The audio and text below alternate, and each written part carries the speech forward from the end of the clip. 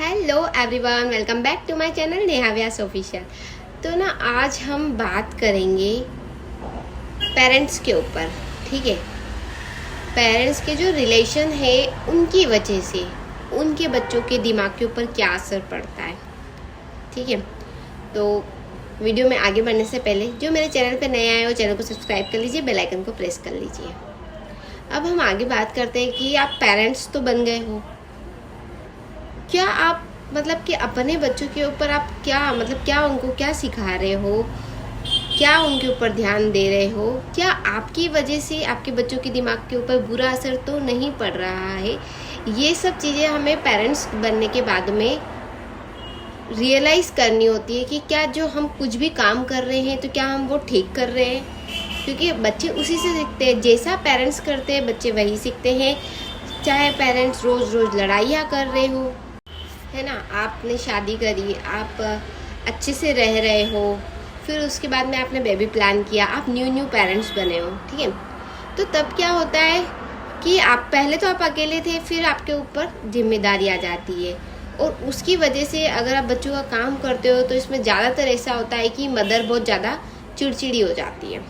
ठीक है, तो फिर वो जो चिड़चिड़े वाला जो गुस्सा है वो फादर के ऊपर, अपने पार्टनर के ऊपर ही उतरता है। तो उसकी वजह से कहीं ना कहीं होता है किसी एक को ना सब्र करना होता है, क्योंकि अगर जब मदर अपने बच्चे की केयर दिन भर कर रही है तो ऑफकोर्स वो, क्योंकि बच्चे के साथ मॉम का ना नेचर हो जाता है ये कि चिड़चिड़ाहट वाला, तो उसमें अपने पार्टनर को समझने की ज़रूरत है, ना कि उनके साथ लड़ने की ज़रूरत है।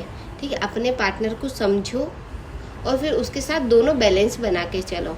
आप अकेले थे तब की बात अलग थी, लेकिन अब पहले आप झगड़ रहे थे तब। जब हम अकेले होते हैं ना तो तब हमारा प्यार, गुस्सा, झगड़ा सब सिर्फ हम दोनों फेस कर रहे होते हैं। तब पार्टनर एक दूसरे के साथ फेस कर रहे होते हैं, कोई तीसरा और नहीं दिख रहा होता है।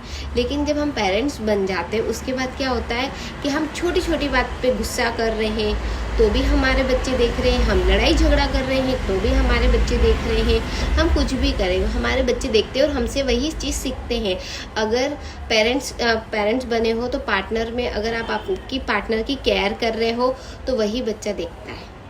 ठीक है, और आप रोज़ रोज़ झगड़ा कर रहे हो ना, उसकी वजह से आपके ही रिश्तों में दरार नहीं आती है, उस बच्चे के दिल में भी दरार आ जाती है।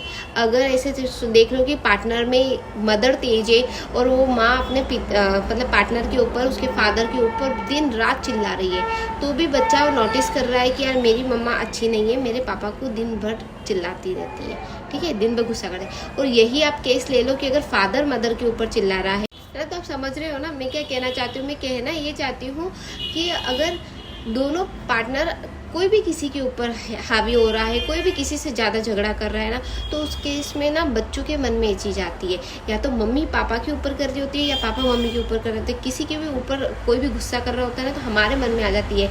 अगर पापा ने डांट लगाई है मम्मी को तो हम तुरंत मम्मी के पास जाते हैं और सोचते हैं कि पापा ने क्यों डांटा, पापा अच्छे नहीं है, यही सोचते हैं ना। और यही चीज़ अगर हमारी मम्मा हमारे पापा के साथ करती है तो पापा के पास जाते हैं, सोचते कि यार हमारी मम्मा अच्छी नहीं है दिन भर। और जब दोनों ही पार्टनर दिन भर झगड़ा कर रहे हैं तो उसकी वजह से ना बच्चों के माइंड के ऊपर असर होता है कि लड़ते रहते, क्योंकि उनको सुकून ही नहीं मिलता है।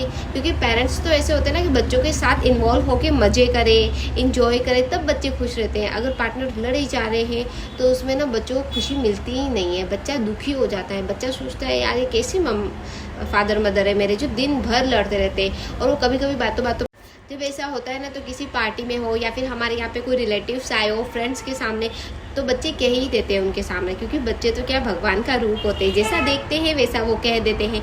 तो या तो आपके घर में झगड़ा हुआ है तो भी वो आपके फ्रेंड्स लोगों के सामने उनका हो जाता है कि ना मम्मा ने पापा को डांटा या फिर पापा ने मम्मा को मारा, इस टाइप से चीज़ें। तो ये सब चीज़ें ना आपको पेरेंट्स बनने के बाद सोचनी चाहिए कि आपके रिश्तों में दरार आ रही है, वो एक अलग बात है, लेकिन उससे आपके बच्चे का फ्यूचर ख़राब हो रहा है।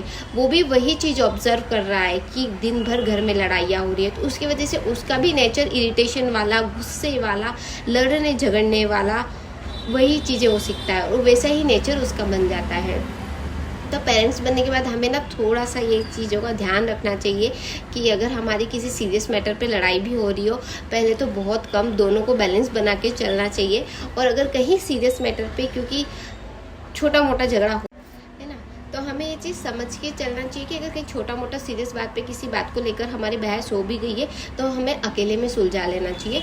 बच्चों के सामने तेज़ वॉल्यूम में या फिर तेज़ आवाज़ में हमें ना मतलब ऐसे रिएक्ट नहीं करना चाहिए, क्योंकि वो हमारे बच्चे जो होते हैं ना भगवान का रूप होते हैं, उनका दिल ना बहुत कोमल होता है, तो वो वही चीज़ ऑब्जर्व करते हैं, वही चीज़ सीखते हैं और वही चीज़ उनके दिल के ऊपर फील होती है कि अच्छा ऐसा होता है क्या पेरेंट्स में, पार्टनर्स में, है ना। तो वही है, क्योंकि आजकल जो है ना मतलब स्ट्रेट फॉरवर्ड हो गया सब कुछ। लड़कियां चाहती है कि मैं इंडिपेंडेंट हूँ तो मैं एडजस्ट क्यों करूँ, है ना, और लड़कों का भी स्वभाव कुछ इस टाइप का है कि मैं क्यों सुनूँ, क्योंकि दोनों में कहीं ईगो की बात आ जाती है। तो जब एक हेवी हो रहा है, हावी हो रहा है या फिर एक ज़्यादा गुस्सा कर रहा है तो एक को शांत रहना चाहिए। बैलेंस बना के चलेंगे ना तो लाइफ बहुत इजी हो जाएगी और हमारे बच्चों के लिए भी बहुत इजी हो जाएगी, क्योंकि उनके सामने उनका पूरा फ्यूचर रहता है। तो आई होप आपको